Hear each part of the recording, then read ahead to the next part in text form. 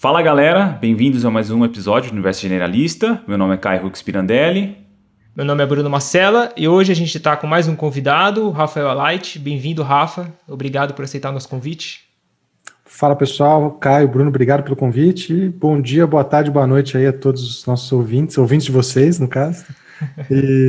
Bom, vai ser um prazer bater esse papo com vocês. Massa. Antes do Caio passar o currículo do Rafa, alguns recados importantes. Se você está assistindo a gente pelo YouTube, não esquece de curtir o vídeo, ativar o sininho e seguir a gente no canal para dar aquela ajuda no algoritmo. E se você está escutando a gente pelo Spotify ou por outras plataformas, não esquece também de seguir a gente por lá. Lembrando que a gente agora está com um canal de cortes no YouTube, então se você gostou de algum trecho, de alguns episódios, vai lá, que está tudo separadinho para você poder compartilhar com seus colegas, familiares, para você ficar mais à vontade. E lembrando que a gente também tem um canal de Apoia-se para ajudar a gente nas campanhas que a gente tem disponível lá. Entra lá, dá uma olhada nas campanhas, nos benefícios e dá aquele auxílio para a gente. É isso, vai lá, Caião. Beleza, então o Rafael Alight, ele é fisioterapeuta, especialista em reeducação funcional da postura e do movimento pelo Hospital das Clínicas da Faculdade de Medicina da USP, mestre e doutorando pelo Programa de Neurociências e Comportamento da USP. Ele possui vínculo de pesquisador também na USP e é sócio proprietário do portal Físio em Ortopedia. Então, Rafael, a gente sempre pede, né, de praxe pro convidado falar como é que chegou até o tema. Como hoje a gente vai falar de dor, a gente queria saber de você como você chegou nessa área de pesquisa, né? Por quê, o que te moveu para chegar nessa área? Legal, a história é longa aí, mas eu vou abreviá-la. Bom, minha história com a fisioterapia, ela sempre teve um pouco voltada com a dor, assim, aquela coisa clichê, mas eu acabei entrando na faculdade porque eu usei o serviço, né, quando era mais novo. Várias vezes aí por motivos de dor, inclusive eu tive quadro de dor persistente na adolescência aí relacionados ao esporte. Caraca. E isso me motivou, assim, eu achei legal a profissão, achei interessante, né, o que fazia um fisioterapeuta na época, mesmo sem saber muito o que era isso, e aí me fez buscar uma faculdade de físio. E eu gosto de falar desde o começo porque eu teve um momento que foi um bright spot ali talvez na minha formação, que envolveu o seguinte, eu sempre fui meio rato de evento acadêmico, eu ia a várias ligas e ficava indo em tudo que é lugar, fazia todo tipo de liga, não entendia nada no começo, né, do que era falado nos eventos, mas eu acabei fazendo uma liga de dor lá na USP e eu me interessei pelo assunto, prestei para entrar na liga, acabei entrando, e aí eu comecei a acompanhar os atendimentos do grupo da dor, né? A USP tem alguns grupos da dor, eu acompanhava o do IoT, que era um grupo multiprofissional de profissionais formados que atendiam pacientes com quadro de dor complexa, refratária, que não respondiam muito bem a tratamentos. E eu comecei a fazer isso no meu segundo semestre de faculdade, né? Eu acompanhava os atendimentos, eu falo que eu acho que eu devia ser chato, porque só podia entrar lá formados que tinham especialização em dor da USP. Você já estava infiltrado. Eu me infiltrei lá no meio, assim, não sei como até hoje, mas enfim, eu acabei passando minha graduação toda no grupo. E foi uma coisa muito interessante, porque antes de ver aquela aula clássica de ortopedia sobre dor de coluna, por exemplo, eu vi um paciente com dor lombar com uma bomba de morfina. Antes de ver um paciente pós-entorse de tornozelo, eu vi pacientes com síndrome complexa de dor regional que tinham torcido o pé, né, e desenvolvido uma síndrome complexa de dor regional. Então, eu tive um contato muito forte com esses pacientes, de forma que, quando eu comecei a atender, ou chegar na parte mais prática da faculdade, eu me questionava muito sobre o que era passado ali, né, uma visão muito mecânica, muito estruturalista do problema, e eu via que o caso era muito mais complexo que aquilo, apesar de não saber explicar o que eu estava vendo direito.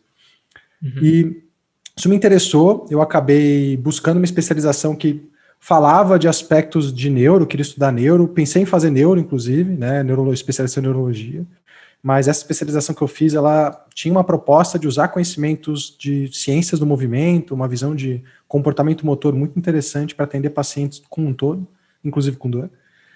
E, enfim, esse meu viés acabou me fazendo cair de cabeça em neurociência, né? Eu estudei muito, fiquei como supervisor da neurologia nos hospitais, nos ambulatórios do Hospital das Clínicas por alguns anos, dos cursos de especialização, e foi isso, assim, eu comecei a entrar em contato cada vez mais com pacientes com quadro de dor, eu estudava neuro, e eu começava a ver que talvez existia mais coisa ali do que um músculo fraco, do que uma postura, do que qualquer coisa, que eu já nunca tinha visto isso, né? Nunca tinha achado que isso era um problema, né? E eu comecei a estudar neuro mais encucado.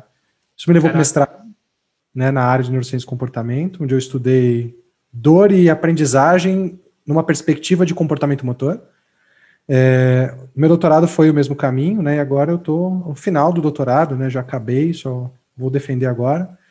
Mas eu já tenho um vínculo o meu vínculo é com a USP Ribeirão Preto, na verdade. Eu faço parte do grupo do ombro lá, onde eu trabalho com estudos nessa área de mecanismo, né? Especialmente como as intervenções funcionam. Então, através do como, né? Ou através do que as intervenções para pacientes com dor realmente exercem o seu efeito.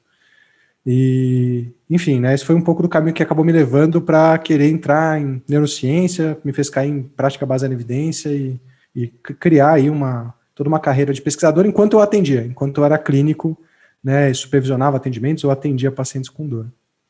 Legal. Começou cedo, hein, Rafa? Esse mundo. Foi, cara. Eu entrei cedo nesse mundo aí da dor. Apesar de, é uma coisa complexa, né, eu nem entendi, acho que muito bem no começo, o porquê que não casava com o que eu aprendi, o que era falado, mas eu já vi que tinha coisa a mais ali, né. Sim. É parecido comigo, só que o meu foi na corrida. Eu estava na graduação já me envolvendo com o corredor e acabei seguindo esse caminho. Mas muito massa. Rafa, para a gente começar, para o nosso público leigo, você conseguiria definir para a gente o que é dor e se essa definição mudou ao longo do tempo? Tá. Isso é interessante, né?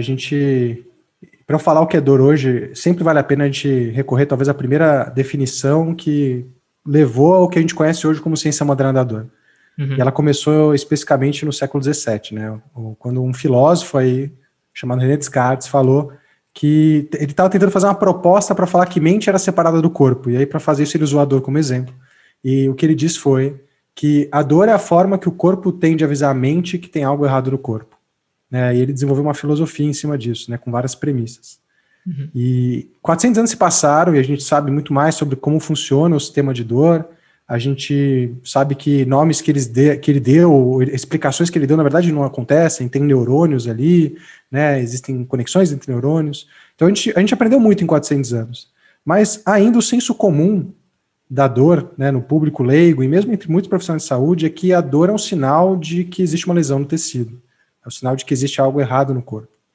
A nossa primeira definição formal de dor foi em 1979 pela IASP, que é a Associação Internacional por Estudo da Dor, e ela, naquela definição, já pontuava algumas coisas interessantes, né? Naquela definição, eles falaram que a dor, ela era uma experiência sensorial, naquela época sensorial apenas, que lembre uma lesão ou que pareça uma lesão tecidual real ou potencial. E aí, para o público leigo, eu sempre falo isso, né? Tem duas coisas na definição que me chamam a atenção, e eu já vou falar da atualização, porque ela sofreu algumas atualizações e a mais recente foi em 2020, onde a gente entende que a dor é uma experiência aversiva sensorial e emocional que pareça com ou que remeta a algo parecido com uma lesão tecidual real ou potencial. Então, por que é interessante essa definição, apesar de parecer vaga? Primeiro, ele fala que a dor é uma experiência. Quando a gente vai num restaurante e a gente come uma carne, por exemplo, e sai dele e fala que gostou do restaurante, a gente não está falando exatamente da ativação de receptores de umami nas papilas gustativas que ativam com proteína animal. A gente está falando de um todo, e muitas vezes inconsciente, que fez com que a gente tivesse aquela experiência boa ou ruim. Né? Então a dor é uma experiência ruim. Começa por aí. Isso era muito mais do que qualquer coisa no corpo ou qualquer ativação sensorial específica. Ela é uma experiência que vai ser, enfim, levada em vários fatores vão ser levados em consideração para construir ela. Mas o segundo ponto da definição, acho que é o mais legal de ressaltar. Ela parece ou lembra algo associado com uma lesão tecidual real ou potencial. Isso, se a gente traduzir para uma linguagem muito simples, quer dizer que ela sinaliza também lesão, mas não só isso. Né? Então, o nosso sistema de dor é um sistema que evoluiu para sinalizar coisas que podem ser potencialmente ameaçadoras para a integridade corpórea. E o ponto é, nós não temos um receptor de lesão. Então, a gente tem um sistema complexo que sinaliza também lesão, mas ele vai emitir o mesmo sinal para qualquer coisa que pareça isso. E esse é o problema. A gente vai se comportar da mesma forma, né? Se você pisar num prego ou numa pecinha de Lego, você vai ter a mesma resposta de dor, a mesma resposta emocional, autonômica e tudo mais. Então, acho que começar pela definição é um bom começo mesmo. Sim, legal. E do ponto de vista evolutivo, Rafael, qual que seria a função da dor? Né? Até colocando essa questão mais complexa dela não ser, ela pode ser um potencial e não necessariamente ter uma lesão envolvida nela, né? Tem alguma perspectiva evolutiva que dê razão para isso, para essa complexidade dela também? Isso é uma excelente pergunta e eu gosto de falar, se a gente raciocinar um pouquinho, né, filosofar um pouco. Todo sistema sensorial, ele tem no seu limite final alguma proteção, algum sistema de defesa, né? Você pensar no auditivo, por exemplo, se a gente pegar uma microfonia aqui e deixar uma microfonia muito alta, aquilo incomoda e você tenta se afastar. Mas se você romper um tímpano, acabou. Se você romper um tímpano, ter uma resposta diferente que faça você continuar se comportando como se você ainda tivesse para machucar o tímpano, não aumentou a chance das pessoas ou dos organismos sobreviverem ao longo do tempo, né? Eles se protegem próximo do limite, mas uma vez que você passa ele, não tem uma resposta subsequente. Na visão, se você colocar uma luz muito forte ou ficar olhando para o sol, aquilo incomoda. Mas se você queimar a tua retina, você não vai ter um sistema que vai continuar te incomodando uma vez que você teve lesão, porque se comportar diferencialmente perante isso não aumenta a chance, né, de passar genes para frente, não aumenta a sobrevivência daquela espécie ou organismo. Agora, no sistema somatosensorial, aí que está interessante, a gente tem um sistema de dor. E ele também sinaliza algo que está muito próximo de uma lesão tecidual, mas que não é uma lesão, mas que está próximo de uma lesão. Só que o ponto é, ele vem com uma série de mecanismos que, uma vez que a lesão acontece, continuam sinalizando. Por vários mecanismos. Continuam fazendo aquele indivíduo se proteger, mesmo quando o evento já passou. E isso parece ter aumentado a chance, né, dos organismos sobreviverem ao longo do tempo. Porque ao se comportar e continuar se comportando perante, né, uma lesão tecidual, sempre como se houvesse uma lesão, as pessoas poupam aquela região, permitem com que o tecido cicatrize, e na maior parte das vezes, né, elas vão acabar se recuperando. Então, esse sistema ele acabou se desenvolvendo só no sistema somatosensorial, no sistema de dor, que é interessante. Uhum. E a via sinalizadora, que é a via nociceptiva, ela sinaliza coisas diferentes dependendo de onde ela estiver. Então, a evolução também fez esse papel. Numa víscera oca, por exemplo, é a distensão que gera estímulo nocivo que o sistema nervoso pode ou não entender como dor.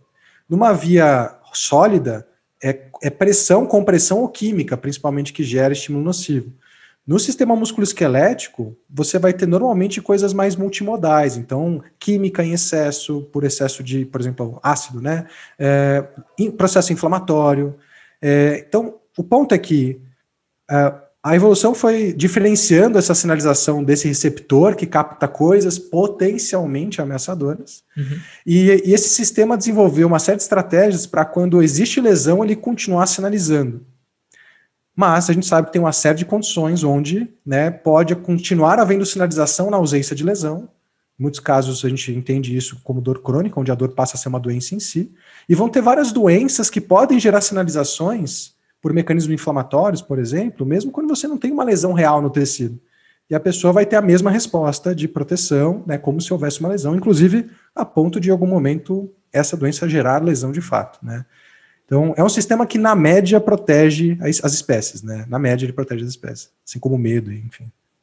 É interessante, Rafa, porque quando eu tive um pouco de contato com essa visão evolutiva da dor, com alguns artigos que eu tive contato também, e até discutindo com alguns colegas, para mim fazia mais sentido essa questão de dor crônica, ou a gente ter uma daqui a pouco acho que você vai falar um pouco mais disso, né? Dessa questão de uma dor mais nociplástica, por exemplo, tem uma questão mais de incompatibilidade. Mas se a gente olhar para esse lado, faz muito mais sentido o nosso sistema informar um sintoma de dor, uma sensação de dor, do que não.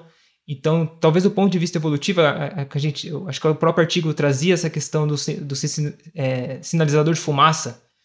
Então, de seleção aí, né? Isso, então não precisa ter fogo, né, para você perceber. Então, é muito mais arriscado chegar numa percepção de fogo do que você tomar um cuidado só com uma fumaça, né? Então faz muito mais sentido para a evolução ele ser mais sensível do que ele ser mais cascudo para sinalização de dor, né?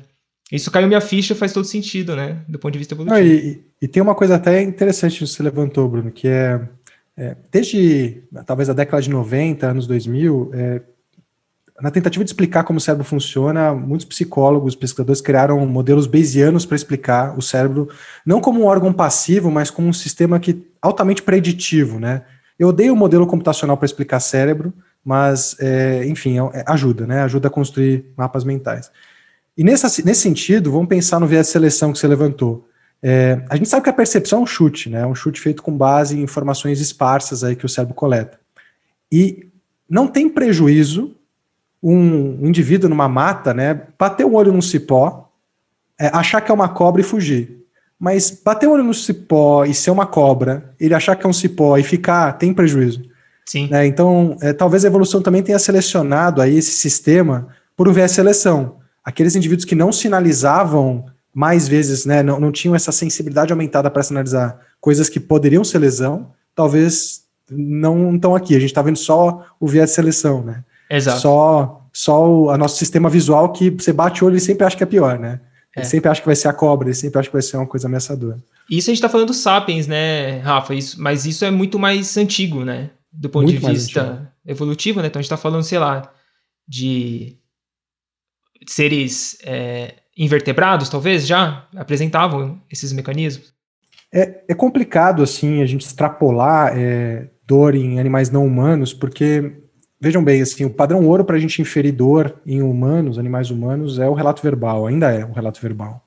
E a própria definição atual de dor traz que dor não é só o relato verbal, ela é toda a série de comportamentos que vem juntos com o relato verbal. O que permite com que a gente olhe para animais não humanos. Mas a gente, por exemplo, não consegue distinguir algumas coisas, né? Vou dar um exemplo para vocês.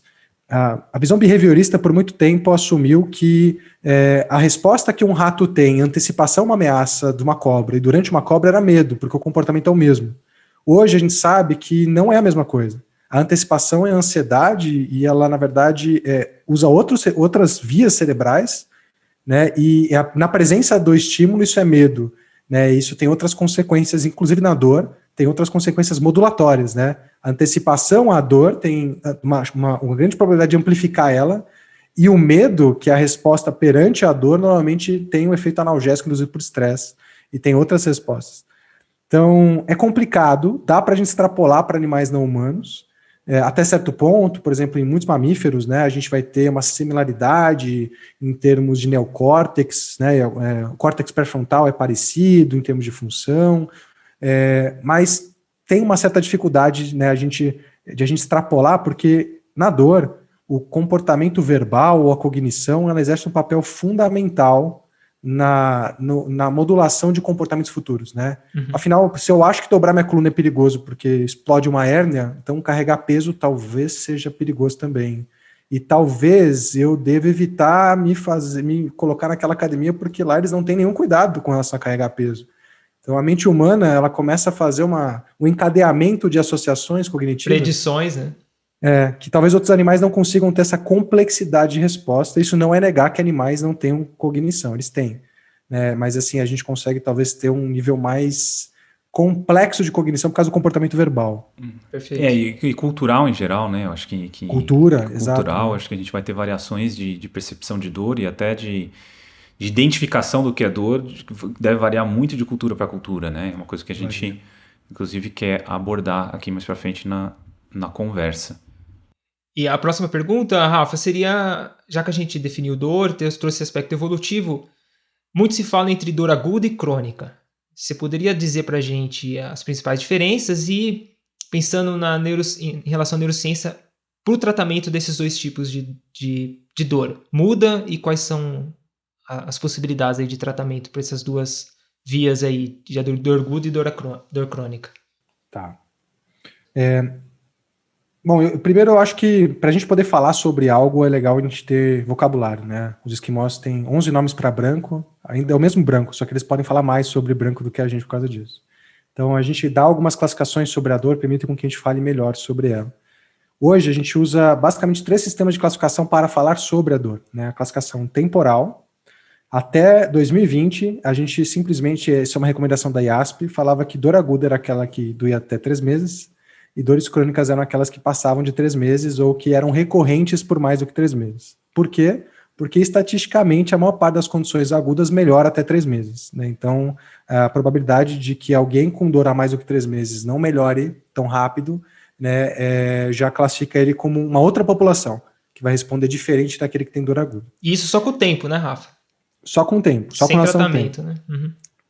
Aí, no ano passado, em 2020, por conta dessa fragilidade, eu diria, dessa definição, aconteceu uma força-tarefa da IASP e do OMS, que no novo CID-11 definiu uma nomenclatura e um sistema diagnóstico para dor crônica. Então, a dor crônica não é só mais a dor que dura mais do que 3 meses, mas ela pode ser classificada em dor crônica primária, são aquelas onde a dor crônica é uma doença em si, como, por exemplo, fibromialgia, dor nas costas, dor no joelho, né, dor no ombro. Então, dor crônica no ombro pode ser uma dor crônica primária musculoesquelética no ombro. Não é manguito, não, é dor crônica primária musculoesquelética. A dor é uma doença, ela não é subjacente a um sintoma ou alguma coisa. Existem 6 subcategorias de dores crônicas que são secundárias. Elas começam por uma condição de base, então inicialmente elas podem ser um sintoma, e elas evoluem para um estado de dor crônica. E dentre elas a gente tem a dor crônica musculoesquelética, dor crônica secundária musculoesquelética, dor crônica secundária neuropática, dor crônica secundária de cabeça e orofacial, dor crônica do câncer, visceral, né, e pós-traumática e pós-cirúrgica. Então, a classificação temporal, ela traz essa dicotomia para a gente, né, e é só isso, tá? É só com relação ao tempo e com relação se é crônica, se ela é uma doença em si, ou se ela começou como uma condição de base, inicialmente como um sintoma e evoluiu para uma doença em si. O que muda prognóstico, né, mas enfim. Um outro sistema de classificação que a gente tem é com relação ao mecanismo relacionado ao início dos sintomas, né? Então, essa dor, ela é relacionada a um trauma, ela começou de forma lenta ou insidiosa, ou ela é recorrente? Isso também traz algumas informações para a gente, né?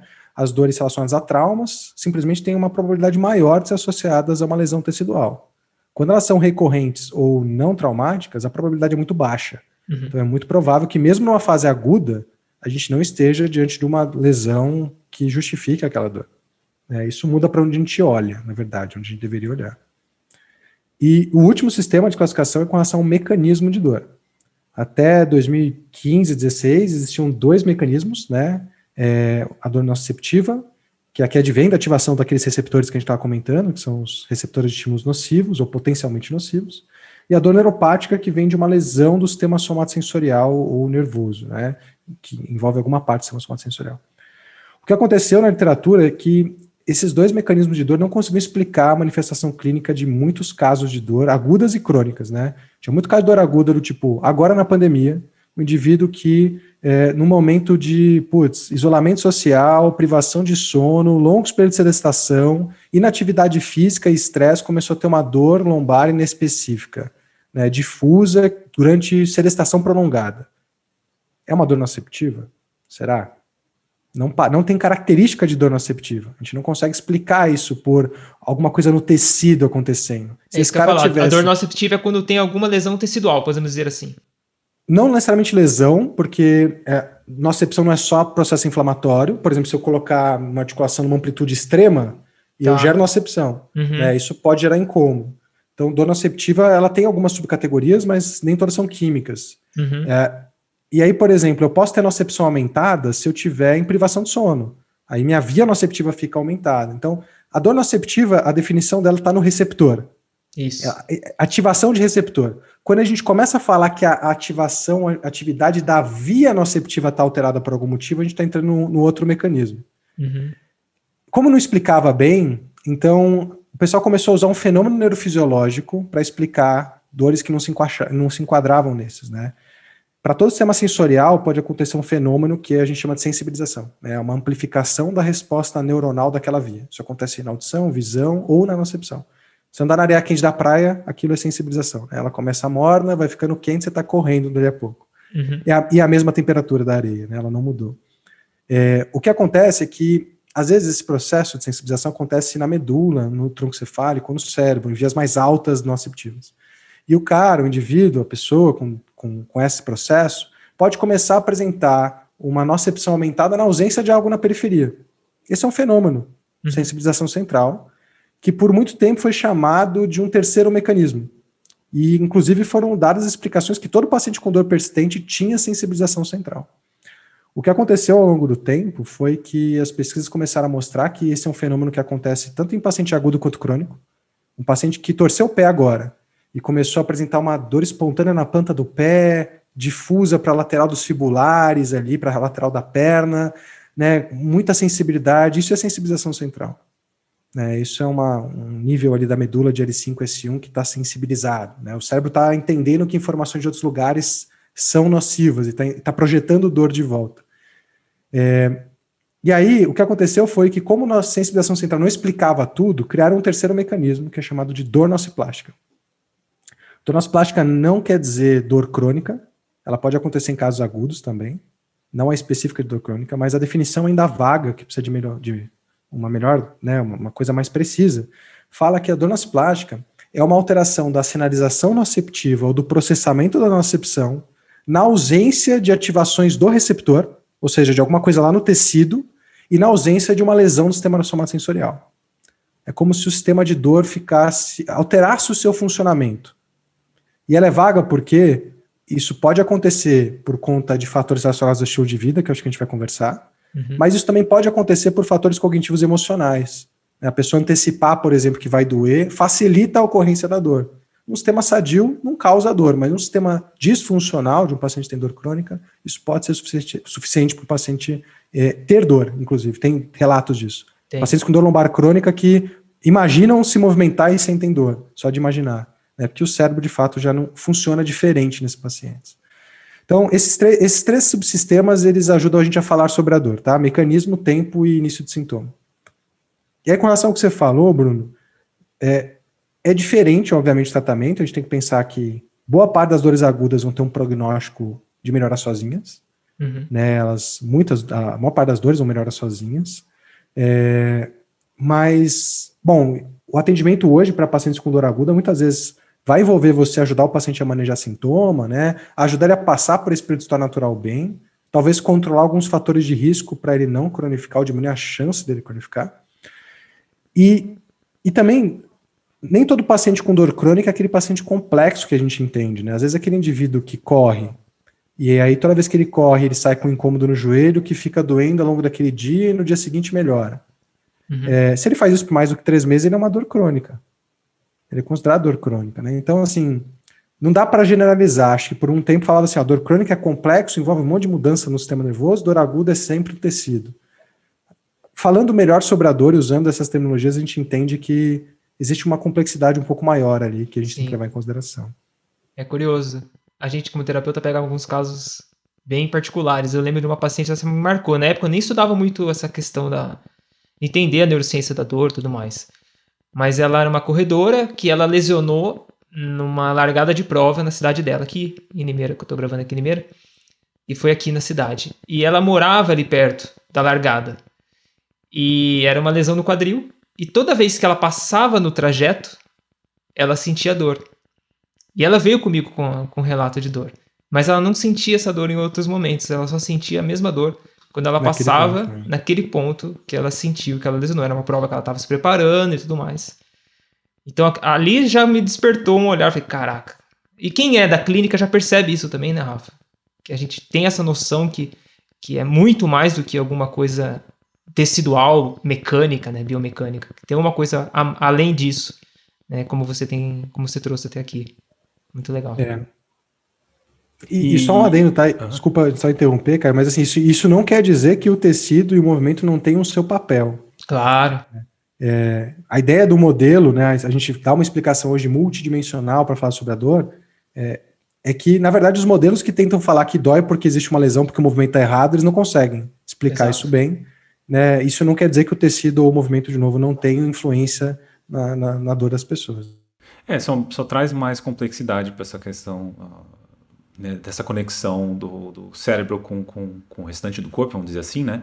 E que pode ocorrer muito ruído nesse processo ou ficar resquícios, né, dessa conexão de uma região que realmente sofreu uma lesão e a dor em si, que o tecido pode estar ok e fica esse ruído desse processo, né? Então, eu acho que Que é isso, se fosse uma coisa tão simples, né, os estudos mostrariam essa coisa tão simples, né, essa relação direta. Mas como vai começando a criar esses fantasmas, essas questões que não dá para explicar, você fala, opa, então o modelo tem alguma coisa faltando. Eu acho que isso a gente vê no universo científico para tudo, né? Acho que desde a física, né, de partículas, você vê, né, você está analisando, você faz uma predição, né? Você fala, pô, se tal coisa acontecer, a gente tem que observar tal fator. E aí isso não acontece, fala, opa, tem alguma coisa faltando aqui, né? Ou pode ser ou falta alguma coisa para entender aquilo, ou na verdade a gente tem como pressupostos de funcionamento que não são reais, que não funcionam sempre daquela forma. Eu acho que isso usa para todas as áreas do universo científico, acho que a gente vê isso acontecer, né? E mostra a complexidade de tudo, né? Desde a física de partículas até o corpo humano, a biologia e tudo mais. Com certeza. E neurociência, eu acho que talvez seja um dos estudos, umas áreas que tem mais crescido assim, em termos de estudos por causa disso, né? Porque dá para ver esses fenômenos muito mais complexos ali, né? Acontecerem ali. E, Rafael, quanto a essa... Dá para aprender, dá para a gente, enquanto indivíduo, aprender mais sobre a dor, o processo de dor no corpo? A gente pode, por exemplo, aprender a suportar mais dor? Ou como é que isso já faz parte de uma perspectiva de tratamento da dor? Como é que funciona esse processo? Legal. Bom, primeiro, tirando a lupa, né? Eu não sei se queriam falar de cultura agora, mas acho que cabe um pouco até cultura. Sim. Existem diferenças culturais com relação à dor, né, que não estão relacionadas a características genéticas dos indivíduos, né, realmente são simplesmente a conotação que a dor tem para cada cultura. E tem vários estudos muito interessantes mostrando, por exemplo, que em várias populações aborígenas a prevalência de dor é parecida com a nossa, mas a incapacidade associada à dor não. A gente tem um estudo aqui da FAPESP com uma tribo tupi-guarani, se eu não me engano, e tem alguns estudos na Austrália com tribos aborígenas, né? E esse estudo da Austrália foi prospectivo longitudinal, e o que ele mostrou é que quando os aborígenes entraram em contato com o sistema de saúde australiano, a prevalência de dor lombar aumentou exponencialmente ao longo, né, de uma década.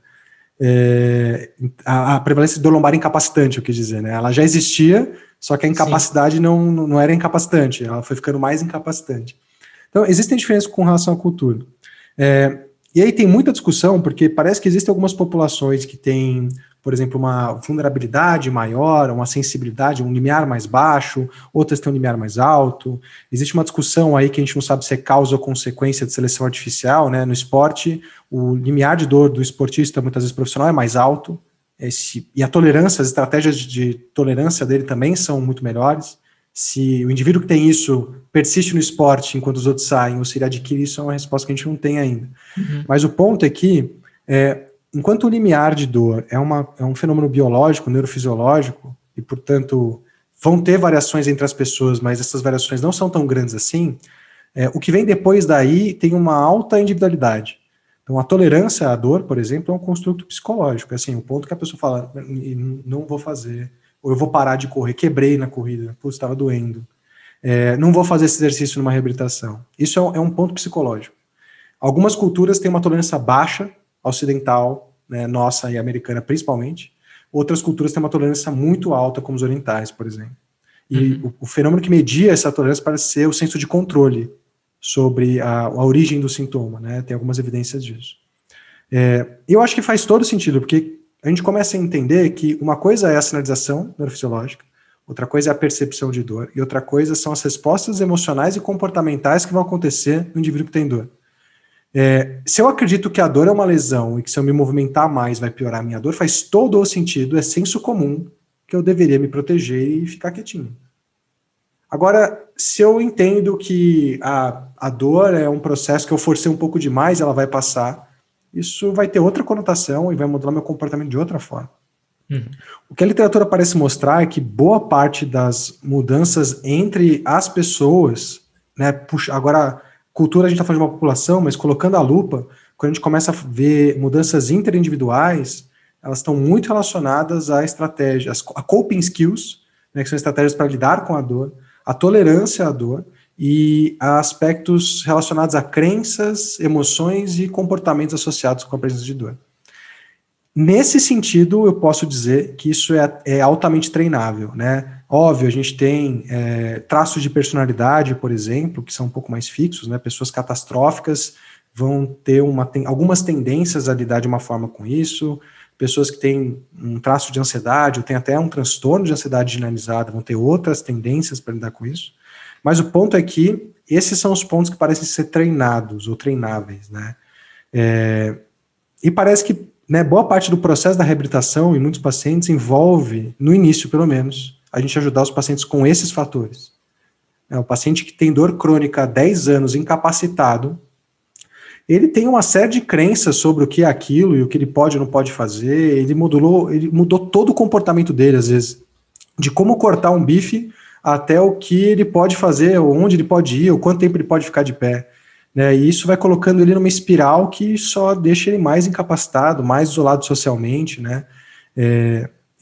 Vai fazendo com que outros fatores comecem a deixar ele mais vulnerável, né? Afinal, o indivíduo que está em repouso, isolado, se priva de atividade física, e aí ele começa a ficar com uma sensibilidade maior à dor, e aí é uma espiral, né? Então, eu diria que existem vários fatores que vão influenciar nessa resposta. Com relação aos culturais, a gente sabe que eles existem, que são importantíssimos. Aos neurofisiológicos vão ter uma variabilidade, mas parece que ela é mais constante ao longo da população. Não tem uma discrepância entre pool genético muito grande. Uhum. E o ponto principal parece estar nesses fatores cognitivos, né, crenças, pensamentos, entendimento do que é dor, as respostas emocionais que vão vir disso e o comportamento que vai vir disso. Legal. E Rafa, caminhando já nessa pergunta do Caio, o que você acha dessas terapias corporais que colocam o indivíduo em situações de controle dessa percepção de dor? Como, por exemplo, o yoga, né? O yoga ele tem essa filosofia de se sentir confortável no desconfortável. E tem as artes marciais também, né? Que tenta trazer esse controle emocional. E alguns outros esportes, por exemplo, escalada também, que você tem toda a percepção de dor aumentada em situações em que você precisa controlar isso, né? Numa rocha, por exemplo.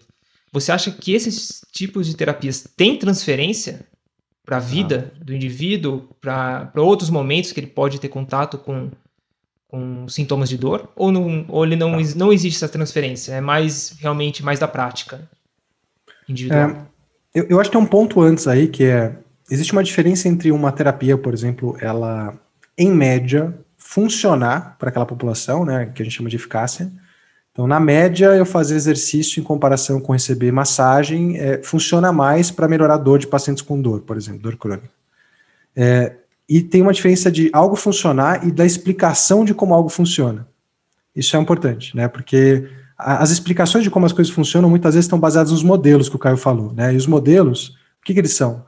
Explicações momentâneas feitas pela comunidade científica, que foram feitas para ser testadas, e se elas explicarem bem o fenômeno, legal, a gente tem um modelo que explica. Se elas não explicarem bem, elas não funcionam, elas não são um bom modelo, a gente vai pivotar aqui e vai para outro caminho, né? Uhum. Isso é explicação de como algo funciona. Por que a gente tem que levantar essa discussão? Por exemplo, a gente deu muitos nomes diferentes para abordagens, mesmo entre as terapias mind-body, por conta de explicações conceituais de como elas funcionariam completamente diferentes. Muitas dessas terapias parecem que ajudam pacientes com dor, a melhorar a dor, a melhorar a função, a melhorar, enfim, o senso de autoeficácia dele, mas dor e função são os nossos pontos principais aí. E o que a gente está vendo agora na literatura é que a gente deu nomes diferentes para muitas coisas que atuam pelas mesmas vias. Então, por exemplo, essa foi uma parte do meu doutorado, eu fiz uma revisão sistemática para ver os mecanismos de ação de abordagens baseadas em exercício e cognitivo-comportamentais para dor e função em pacientes com dor crônica. Bom, a gente chama de fortalecimento, mas o ponto é que o paciente não precisa ganhar força para melhorar a dor e função. A gente chama de treino de controle motor, mas o paciente não precisa mudar o padrão de movimento dele necessariamente para melhorar a dor e função. A gente chama de uma terapia de aceitação e comprometimento, mas aceitar a condição às vezes não é o mecanismo que precisa ganhar para que o paciente melhore dor e função. E às vezes você está fortalecendo achando que você está ganhando força, isso melhora a dor, mas quando você fortalece, você está modulando citocina pró-inflamatória, está modulando o nível de sensibilidade da via nociceptiva do indivíduo, né? Da sensibilidade à dor. O que eu quero dizer a gente se embanando nesse processo, né? Então, existem explicações maravilhosas de como algumas intervenções funcionam, e o que a gente está vendo agora é que essas explicações nem sempre elas sobrevivem à prova científica. Das nossas abordagens físicas, isso aconteceu com a maioria delas, Eu diria que a maior parte das nossas abordagens a gente poderia chamar de movimento, né? Porque fortalecimento, muitas vezes, dos protocolos, você vê que nem força ganha e o paciente melhora. Então, não preciso chamar de fortalecimento, né? Então, existem abordagens baseadas em movimento, que parecem atuar por vários mecanismos, desde mecanismos fisiológicos até mecanismos psicossociais, né? Dando confiança para o paciente, ajudando ele a ter um senso de que ele tem controle sobre aquela situação. Mas tem algumas terapias que parecem atuar mais forte nesses outros mecanismos, né? Então, eu não sei se através da tolerância à dor, incentivar a tolerância, ou se por, talvez, expor o paciente a situações que ele teria receio de fazer naturalmente, mas ao se expor ele rompe barreiras e perde medo de fazer. Mas o ponto é que muitas dessas terapias mind-body e cognitivo-comportamentais parecem atuar por mecanismos em comum, mas por ajudar, na verdade, o paciente a reconceitualizar a vivência dele com o movimento. A gente ainda não tem pesquisa suficiente para ir tão mais a fundo. Isso não quer dizer que o yoga, por exemplo, não consiga melhorar a tolerância dos pacientes, é que isso nunca foi investigado, na verdade. Sim. A gente sabe que ela funciona em comparação com outras, ou que ela é igualmente boa a outras abordagens ativas, por exemplo, yoga, no caso, tai chi. Mas a explicação que o yoga dá para isso acontecer não necessariamente é a verdade. É aquela, né, que realmente acontece. Então a gente vive um momento de confusão com relação a explicações de como as coisas funcionam, assim, de verdade. Interessante.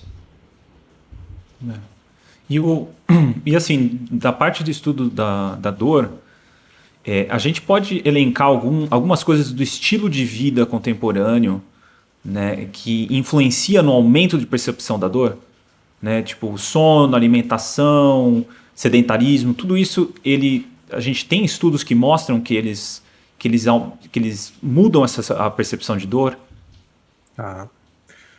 Bom, a gente tem... Causalidade é uma coisa complexa, né? Eu diria que a gente pode afirmar que esses fatores de estilo de vida estão num causal pathway, eles estão num caminho causal para essa associação, a gente só não sabe como direito. Tá. Bom, a gente tem várias evidências indiretas, né? Desde 1990 a gente tem os censos do Global Burden of Disease, que é uma pesquisa global que acompanha, por exemplo, o impacto de 286 doenças em todos os países, de 367 doenças em 286 países do mundo. E o que a gente vê com relação à dor é que, além de ser a principal causa de incapacidade no mundo, hoje, a dores crônicas, elas estão aumentando com o passar dos anos, em prevalência, incidência e no impacto que elas têm. E isso condiz com mudança do estilo de vida que está acontecendo desde 1990 também. Quando a gente vai olhar para a literatura, a gente vê, por exemplo, várias evidências de que nível de atividade física, qualidade do sono, parecem ter associação com dor crônica. Isso não quer dizer que elas causam, mas que elas parecem ter associação. Quando você vai para estudo de mecanismo, por exemplo, privação de sono, muda o funcionamento de todo o nosso sistema, né, nervoso, mas muda o funcionamento do sistema de dor. Deixa o indivíduo mais propenso a ter dor no dia seguinte. Aumenta o número de citocina pró-inflamatória. Então a gente tem muita evidência colateral que corrobora, mostrando para a gente que dieta, atividade física, sono, e talvez a gente possa resumir isso como incompatibilidade evolutiva, são fatores relacionados a uma chance aumentada de ter dor, e talvez até estejam parcialmente relacionados com a cronificação da dor. O que a gente tem dificuldade hoje de falar é a força dessa associação, e a gente também tem dificuldade de falar se eles atuam mais em algumas pessoas que talvez tenham alguma fragilidade ou não.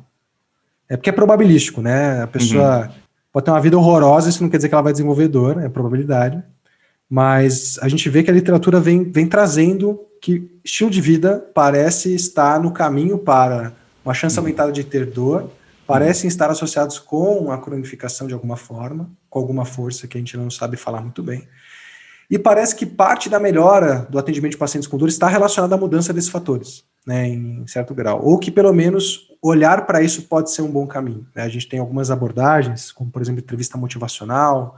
A gente fala muito mal do coaching aqui, mas lá fora tem pesquisas de qualidade sendo feitas com health coaching, mostrando que são medidas eficazes para mudar nível de atividade física, qualidade do sono, e isso tem eficácia para melhorar dor em pacientes com quadros de dor. Então, eu diria que sim, com a cautela para a gente só não estabelecer a assumir causalidade, né? Tipo, falar, são esses fatores necessariamente, é difícil você isolar, né? Assim, tem uma coisa que a gente fala, né? O exemplo de correlação um exemplo real, né? Existe uma correlação altíssima entre consumo de sorvete e ataque de tubarão. Sim. Bom, a gente não consegue saber se tomar sorvete causa ataque de tubarão, outra opção não parece tão óbvia, né? Ou se tem uma terceira variável que a gente não está coletando que explica os dois. No Sim. caso, né, as pessoas tomam mais sorvete e se expõem à praia no verão. Então, isso quer dizer que as duas estão num caminho de causalidade. A gente só não sabe se uma causa a outra ou se tem algo maior ali. Essa é a dúvida que tem hoje. Mas elas estão. Fatores de estilo de vida estão nessa trilha de causalidade. A gente só não sabe se é sorvete ou se é verão. Tá. E até tem um caso, assim, quando eu lembro na época que eu recebi a notícia, né, de um achado eu acho que é a ossada mais completa, né, de um Homo sapiens mais completa e antiga na América do Norte, né, que é o homem de Kennewick. E assim, o que mais me impressionou, assim, que dataram para 9.000, entre 9.800 e 8.900 anos atrás, né, da datação, e era do indivíduo de 40 a 55 anos de idade. E assim, o cara tinha 6 costelas fraturadas, que nunca foram devidamente, vamos dizer assim, isoladas e curadas, né, e fixadas da forma adequada. Ele tinha uma ponta de lança alojada no quadril, o ombro todo arrebentado de repetição de movimento, provavelmente com lança.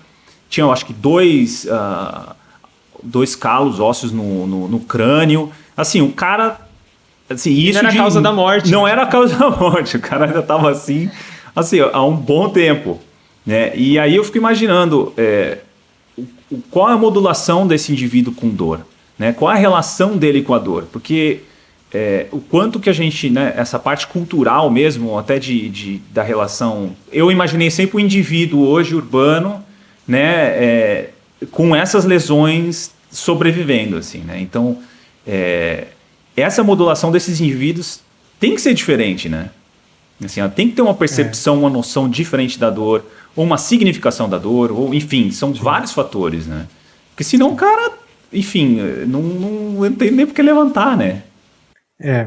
Não, tem um ponto aí, cara, no que você está falando que, assim, é engraçado, né? Porque os fatores de estilo de vida, se eles têm aparentemente uma relação, ela está na sensibilidade e no funcionamento fisiológico desse nosso sistema de dor e de sinalização nociceptiva. As pessoas ficariam com um terreno mais fértil ou não para ter dor, mesmo na ausência de uma lesão, né? Seria isso. Agora, o ponto é que você pode ter pessoas extremamente funcionais que têm dores ocasionais, sabe? A pessoa tem dor, mas ela continua vivendo a vida dela, ela pratica esporte, ela faz as coisas dela.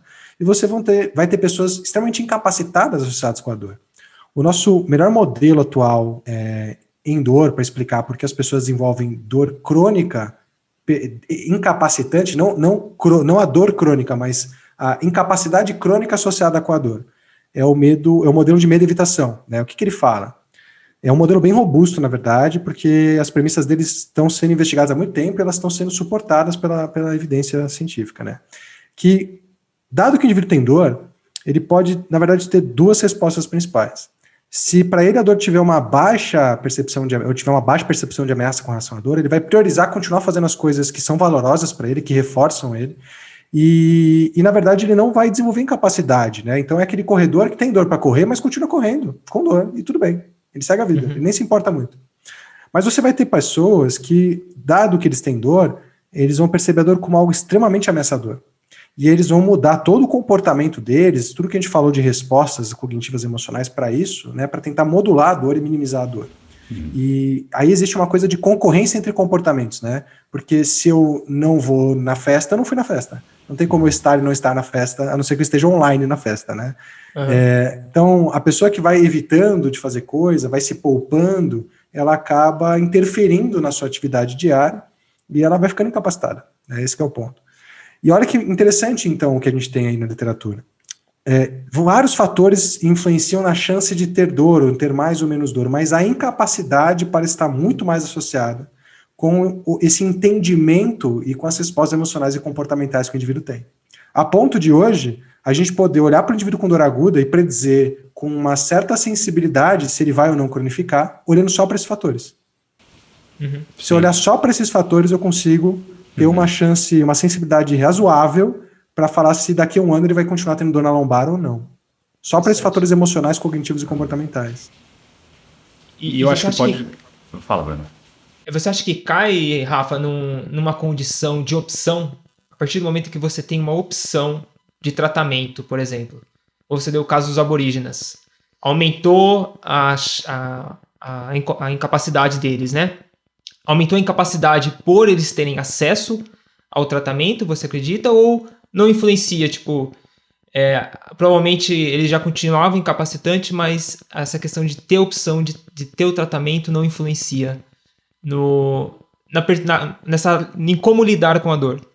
É complexo a pergunta, né? Porque a gente sabe que aspectos sociais são importantes, né? Sim. Eu dou o exemplo do banho gelado. E o cara, a gente sempre fala isso. Porque é uma coisa muito... É curioso, né? Porque a gente gosta do banho quente, é claro. Porque quem nunca teve contato com banho quente não sabe como é essa percepção, né? Exato. A partir do momento que você tem o contato de um tratamento, de um carinho, de uma massagem, talvez isso mude o seu comportamento, né? Talvez, nesse sentido sim. Mas eu acho que talvez o principal problema seja até outro. A gente levantou uma discussão um tempo atrás, num episódio de podcast, sobre se os profissionais da saúde são profissionais da saúde ou da doença, na verdade, né? Porque é engraçado que a gente tem uma formação muito forte para identificar a doença e olhar para a doença, né? E nem sempre fazer isso está de acordo com o objetivo do paciente, que é recobrar um estado de saúde. Uhum. O nosso modelo de saúde atual, baseado em fee-for-service, né, que é um modelo que é monetizado em cima da ação, é monetizado em cima... O incentivo financeiro do nosso modelo de saúde é em agir, em diagnosticar, em tratar, e não em evitar que isso aconteça, faz muitas vezes com que os pacientes recebam diagnósticos necessários e muitas vezes tratamentos necessários, né? Então, a gente sabe que hoje um diagnóstico não é inócuo, ele vem com um rótulo, ele vem com estigma e ele vem com toda uma resposta cognitiva emocional que eu vou receber. Um exemplo, né? A gente sabe que na faixa de 50 anos, tem vários estudos mostrando que qualquer pessoa na faixa de 50 anos, se fizer uma ressonância magnética, tem uma probabilidade aí de 60% de achar uma hérnia de disco, sem ter nenhuma dor na lombar, e 80% de chance de ter uma degeneração discal. Veja bem, se ela tiver um quadro de dor aguda, inespecífico, que dura de 4 a 6 semanas, para 90% das pessoas, dura de 4 a 6 semanas igual uma gripe, independente do que você faça. Se ela for no médico, naquele momento, e fizer uma ressonância, ela ganha um diagnóstico. E isso muda a história dela a partir daquele ponto. Exato. Né, então, eu acho que talvez o acesso ao nosso sistema de saúde esteja no estigma que vem desse sistema que é voltado hoje para a doença, para diagnosticar a doença, porque uma vez que você tem algo, aí você tem um rótulo, isso traz consequências, né, isso você vai modular o teu comportamento perante isso. Antes doía minhas costas, agora eu sei que se eu dobrar as costas e doer, eu posso estar explodindo minha coluna, minha medula, nossa, isso tem uma outra conotação do que uma dor nas costas, né? Então, talvez seja mais por esse lado, né? O overdiagnosis é a ponta da cadeia. O overdiagnosis, na ausência de letramento em saúde, é a ponta de um iceberg que vai levar a uma escalada de intervenções cada vez mais invasivas. Isso resume nosso sistema de saúde atual ao lidar com a dor.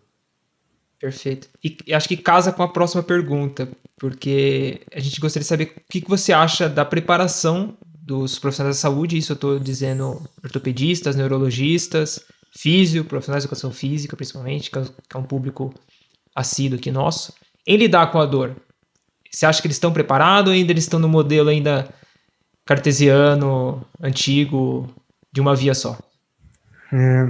Essa pergunta foi respondida num estudo do professor Felipe Reis, com outros colegas recentemente, que ele fez um levantamento, pelo menos da fisioterapia, do currículo de faculdade de fisioterapia pelo Brasil, dos 186 cursos matriculados no MEC, o que eles falavam sobre dor? 2 cursos de fisioterapia no Brasil falavam sobre dor na época do estudo. Então, assim, a gente não tem nem na fisioterapia, nem na educação física, nem na medicina, um currículo forte para falar sobre dor e, mais recentemente, o mesmo grupo publicou, na BMJ, um trabalho sobre prática baseada em evidência, ensino de prática baseada em evidência. Pouquíssimas faculdades ou pouquíssimos cursos de saúde têm um currículo ou uma grade satisfatória até. Às vezes não tem, às vezes não é satisfatória para falar sobre prática baseada em evidência. Então, no geral, os profissionais eles saem tecnicistas para o mercado. Eles saem conseguindo fazer técnicas que muitas vezes o mercado seleciona. O mercado está selecionando aquelas técnicas, eles saem preparados para isso. Mas existe um buraco na formação e, inclusive, eu recebi 2 trabalhos ontem que me deixaram até um pouco assustado, porque eu sempre falava isso da minha cabeça. eu percebi, por exemplo, que fazer o meu mestrado e o meu doutoramento me melhoraram como clínico. Isso, para mim, é algo que não deveria acontecer, porque o doutorado é um processo de formar você se forma numa profissão à parte, você se forma pesquisador. A partir do momento que eu me tornei um clínico melhor, quando eu me doutorei, quer dizer que eu não sabia interpretar evidência antes. Exato. E ontem eu recebi 2 trabalhos que mostravam que o nível de formação do profissional de fisioterapia é um moderador de efeito. Se você é atendido por profissionais graduados, você tem muito menos chance de melhorar do que se você é atendido por profissionais com doutorado. Isso, para mim, mostra só que a gente não tem um preparo suficiente para formar profissionais de saúde, para atender pacientes com dor, e não dá para esperar 10 anos para o indivíduo fazer especialização, mestrado, doutorado. Isso custa muito caro, né? Isso é inviável, e não dá para fazer isso numa população inteira. Então, não dá para esperar que o profissional possa começar a atender depois que ele já é graduado, especialista, mestre, doutor. Isso é um erro de formação. Claramente mostra para a gente que existe uma falha na formação. É complicado. Até eu não sou da área de vocês, não sou físio, né? Mas eu convivo muito com pessoas da área. E ainda é muito... Principalmente quando chegam pessoas de fora falando que foram num físio, foram num profissional da saúde. Esse processo de catastrofização ainda é muito presente, né? Então você sabe, a gente já sabe, eu mesmo, com pouco que eu acompanho, a gente sabe que esse processo de cinesiofobia, por exemplo, o medo de se movimentar, né? Quando ele é propagado, ele aumenta a percepção de dor. Então, é que nem você falou, né? Não dá para todo mundo fazer doutorado. Então, como é que vai ter que fazer esse processo de mudança de alguma forma? E talvez esses canais de podcast, canais de comunicação tenham um papel de trazer isso também aos poucos para essas pessoas. Né? Sim. É um viés meu isso hoje. Assim, eu começo a pensar que a gente... Não adianta você ter a técnica perfeita se só 1% dos profissionais pode aprender ela. Né? A gente tem que separar aquilo que funciona. A gente está vivendo um exemplo disso agora. A gente tem que separar o que funciona para o indivíduo e o que funciona para uma população. Dor crônica é uma pandemia. É um problema populacional. E aí eu fico me perguntando, assim, a gente, ao invés de discutir se alongar assim o assado é melhor, se fazer tal modalidade de exercício é melhor, talvez a gente deveria estar discutindo soluções populacionais, né, para esse problema, assim. Então, é complicado, eu vejo que a formação não está suprindo essa brecha, os tomadores de decisão também ainda não se tocaram muito disso, apesar de que, quando você vai olhar os dados, o principal custo relacionado a planos de saúde no mundo, nos Estados Unidos e no Brasil, pelo menos que é o que a gente tem dados, é com relação à dor. A principal causa de abstencionismo no Brasil e no mundo é a dor lombar. A principal causa de dias perdidos no trabalho por conta de alguma condição de doença é a dor lombar. A principal causa de perda de presenteísmo no trabalho é a dor lombar. Um dos principais custos com exames de imagem desnecessários no Brasil e no mundo é com dor lombar, com dor de coluna. Então, assim, a gente vê que o buraco é enorme, é um gargalo absurdo. O custo estimado com manejo da dor nos Estados Unidos é de 635 bilhões de dólares. Isso hoje dá 1/5 do budget de saúde deles e custa mais do que tratar diabetes, câncer e doenças cardíacas juntos. Nossa. Então, é um buraco bizarro, e só que às vezes parece que não tem o apelo que outras condições têm. Exato, Tipo, o avanço que teve com a tecnologia para vacinação, por exemplo, talvez se tivesse o avanço de aprimoramento de profissionais para saber lidar melhor com dor, por exemplo, talvez o custo, né, para várias áreas diminuiria, né? Ou a implementação de soluções, por exemplo, a nível nacional, né? Exato. Coisas que vão aumentar o nível geral de qualidade de vida das pessoas, de nível de atividade física, de qualidade de sono, que no final das contas, esse gargalo, não mexer nessas coisas, gera um gargalo que alguém vai pagar, e no final somos todos nós que estamos pagando essa conta. Né? Exato. E, Rafael, você acha, por exemplo, que tem essa complexidade e dessa relação da dor com a neurociência, né, de entendimento da dor a partir da neurociência? Você acha que é isso, que talvez essa mescla entre áreas é o que dificulta a interpretação do profissional ou do próprio paciente sobre o conceito de dor? você acha que é a complexidade que evita com que isso chegue tanto no paciente, na pessoa que sente dor, quanto nos profissionais? Ou você acha que, na sua interpretação, qual que seria a melhor forma de a gente trazer esse tipo de educação sobre dor? É trazer analogias? Onde está esse gargalo exatamente? Por que isso não sobe de volta para a graduação, por exemplo? Sendo que é algo que assim, eu sendo de fora da área, mas ouvindo, e como economista, assim, é óbvio que é uma intervenção assim, de baixo custo, vamos dizer assim, é só de entendimento no processo, e que a economia de recursos e de melhoria de bem-estar da população é imensa. Então, qual que é esse gargalo que evita essa subida para a graduação, do doutorado para a graduação e tudo mais? Porque hoje a gente tem tem muito canal ainda de comunicação científica, com desenho e tudo mais. Aonde você acha que está esse gargalo? Seriam as instituições que não estão indo atrás e se atualizando? Qual que é a sua opinião sobre isso? Bom, essa pergunta sempre surge, né? Porque, não faz sentido você ter um problema desse tamanho e não ter nenhuma solução viável vindo de nenhum canto, né? Aí eu sempre começo respondendo isso, citando, né, o H.L. Mencken, que fala que para todo problema complexo a gente vai ter uma resposta simples que faz sentido que está completamente errada. Exato. Eu acho que é um problema complexo. Vão ter vários problemas. A gente pode, a qualquer ponto que a gente olhar, a gente vai cair num buraco de minhoca, né? Você vai falar de educação, o letramento em saúde da população começa lá na base, né? Começa de uma falha na educação básica da população como um todo, que repercute nesse profissional que chega no ensino superior e tem menos capacidade crítica, muitas vezes, para entender o que é prática baseada em evidência, o que é um raciocínio probabilístico, né? E como usar isso para atender pessoas. Eu acho que o mercado tem um papel também importante, né? Uhum. Esse mercado que, por enquanto, é um mercado que é pago pela ação e não pelo resultado, ele favorece que a gente faça muito e evite as coisas que façam a gente fazer menos no futuro, né? Então, por exemplo, Novembro Azul e Outubro Rosa são campanhas sem nenhuma base científica. Sim. Elas não aumentam a qualidade de vida da população e nem diminuem a mortalidade, muito pelo contrário, piora a qualidade de vida da população, né? Então, a gente vê que uma parte está no mercado de saúde, mas eu acho, cada vez mais, que o complexo não precisa ser complicado. Quase transformando isso num slogan. Algumas pessoas discordam do que eu vou falar agora, mas é a minha opinião. Uhum. Eu acho que a gente, por exemplo, consegue mexer em alguns sistemas complexos com um entendimento mínimo desses sistemas e a gente consegue ser efetivo. Por exemplo, eu posso não ser um economista como você, Caio, mas se eu tiver noções básicas sobre a Bolsa de Valores e sobre macroeconomia, talvez eu consiga ganhar dinheiro na Bolsa. Talvez sem saber teorias a fundo, Sim. sem saber de microeconomia, sim, e muitas vezes sem acompanhar tão a fundo o estado das coisas. Sim. Profissionais de saúde podem atender muito bem, na minha opinião, pessoas com dor, mesmo talvez sem saber neurociência no seu âmago. Sabendo o mínimo sobre dor e sobre o que ela é e não é, e sobre prática baseada em evidência, eu acho que os profissionais conseguem oferecer um cuidado melhor.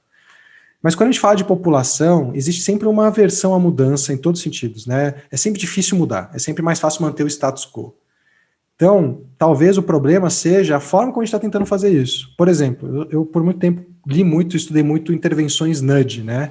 São aquelas Sim. intervenções que você facilita boas escolhas. Sim. Então, da mesma forma que o supermercado coloca as coisas da forma correta para a criança pegar o mais caro lá embaixo no olho dela e um adulto achar o produto que eles querem que você compre, isso modula o teu comportamento, faz você comprar o que eles querem.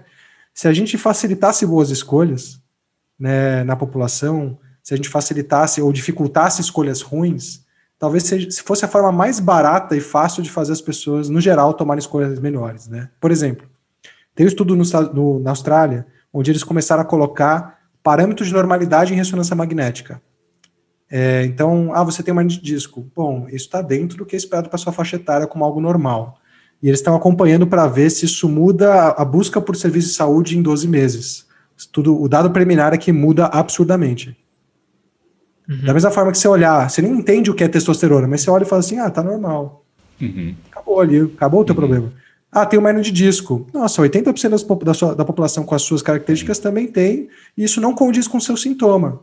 Acabou ali o problema, né? Sim. Então, talvez, acho que as soluções, elas pudessem vir nesse sentido, dificultar más práticas, Então, dificultar a solicitação de exames de imagem, a não ser que tenha realmente muito critério para pedir, dificultar muito a indicação de cirurgia. E aí eu entro com um papo, que eu sei que aqui existem profissionais, multiprofissionais, mas na dor existe uma proposta no mundo hoje, que é colocar outro profissional como primeiro contato para atender pacientes com dor. Existe uma discussão muito, muito pesada acontecendo nesse momento, que é colocar o fisioterapeuta como primeiro profissional. E a gente tem algumas evidências do que acontece quando você faz isso. Na Nova Zelândia, colocar o fisioterapeuta como primeiro contato em vez de ortopedistas reduziu em 60% o custo relacionado ao manejo dos pacientes e diminuiu as cirurgias em 50%. Em vários distritos do Reino Unido, colocar o fisioterapeuta como primeiro contato fez o mesmo efeito e estudos qualitativos mostraram que os pacientes veem mais valor em ser atendidos pelo físio, porque eles têm mais tempo com o físio. E a gente tem hoje algumas revisões temáticas de qualidade boa, sugerindo que, quando o físio é o primeiro contato ao invés do médico, o que acontece é que em menos sessões, ele gera melhores resultados com menos custo, com muito menos retorno ao serviço de saúde no próximo ano, menos taxa de cirurgia, maior satisfação. Por isso que eu digo, talvez a solução esteja em coisas mais simples do que a gente pensa. Com certeza.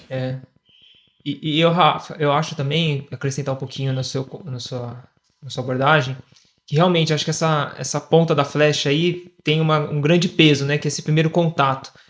Mas não sei se a sua opinião também corrobora com a minha. Talvez tenha um limite biológico de entendimento desse processo, porque se a gente vê, é muito mais, a gente tem uma probabilidade muito maior da população como um todo ter um pensamento muito mais supersticioso em relação aos mecanismos, né?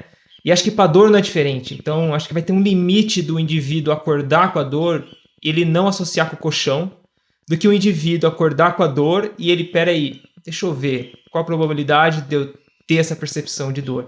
Eu acho que tem esse limite que esbarra até em entendimento populacional mesmo, talvez. Sim. Tem muita discussão sobre QI nessa relação, então eu acho que tem um limite, se acredita que tem esse limite biológico, que talvez esse primeiro contato do profissional possa realmente quebrar essa barreira, mas tem um certo bloqueio aí, uma limitação populacional, pensando em... Eu acho que a gente cai de novo na frase do Menkel, né? É uma rede de várias coisas associadas, né? O ponto, eu acho que assim, existe sim, é uma tendência, a gente ainda tem benzedeiro aqui no Brasil, tem puxador em vários estados, tem colegas meus aí de várias regiões do Brasil, falando que ainda é muito comum os pacientes irem no puxador primeiro, o cara que pendura ele de ponta cabeça e dá o tranco lá, isso é muito comum ainda. Então assim, o ser humano... Minha avó usa álcool com arnica até hoje, cara.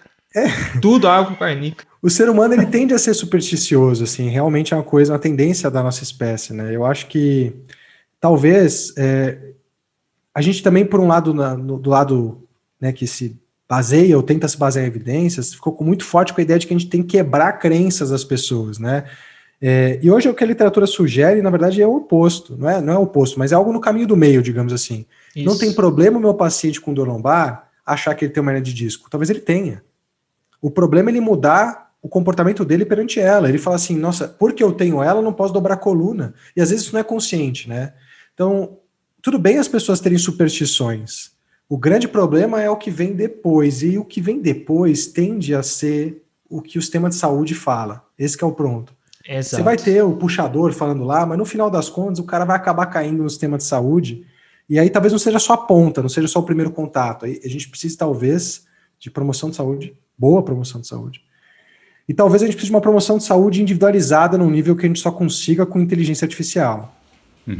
Acho que a gente só consiga colocar a informação certa, do jeito certo, no momento certo, para aquela pessoa compreender aquilo. Né? Aquela informação de massa, a gente sabe que ela gera um efeito médio, né? Que não é no indivíduo, né? É um efeito naquela média da população que na verdade não existe. Né?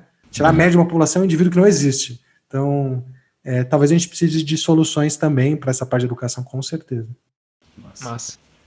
E, Rafael, para terminar, né, o nosso batemos teto aqui de horário já, e o que você teria para indicar para as pessoas que estão ouvindo, queiram se aprofundar? Eu acho que você tem um podcast também, né, mais livros, vídeos, enfim, podcasts que você possa indicar para as pessoas que queiram aprender mais, saber mais sobre dor. Bom, eu acho que, começando pelo podcast, né, o canal do YouTube, eu faço parte do portal Fisiortopedia, né, a gente tem um portal de conteúdo muito voltado para fisioterapeutas e profissionais do movimento que trabalham com pacientes com queixas musculoesqueléticas, mas a gente levanta algumas discussões que vão ficar em torno disso, né, em torno de assuntos relacionados à dor, modelos de saúde, etc., no canal do YouTube e no podcast.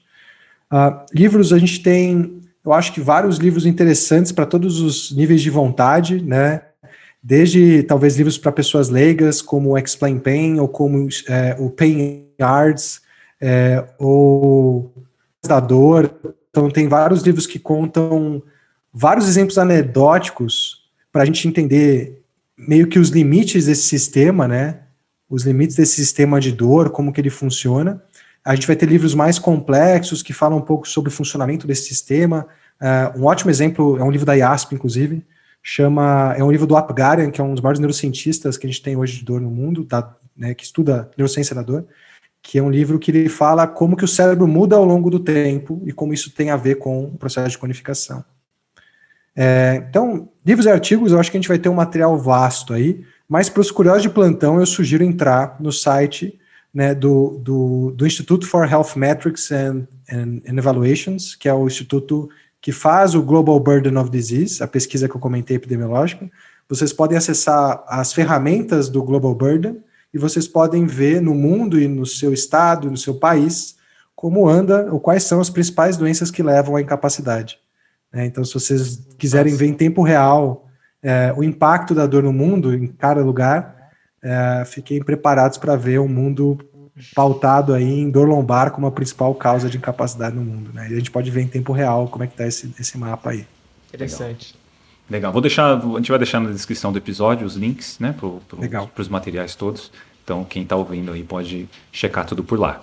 E eu acho que é isso, né, Brunão? Sim. Baita bate-papo. Valeu mesmo, hein, Rafa? Obrigadão, Rafael. Foi muito massa. Contribuiu muito. E eu acho que se tivesse mais uma hora, a gente ia mais uma hora. ia muito mais que uma hora. Fácil. Fácil. Guardei vários aqui, me segurei aqui. Mas é isso, pessoal. Valeu para quem ouviu aqui até o final. E até a próxima. Um abraço. Valeu, um abraço.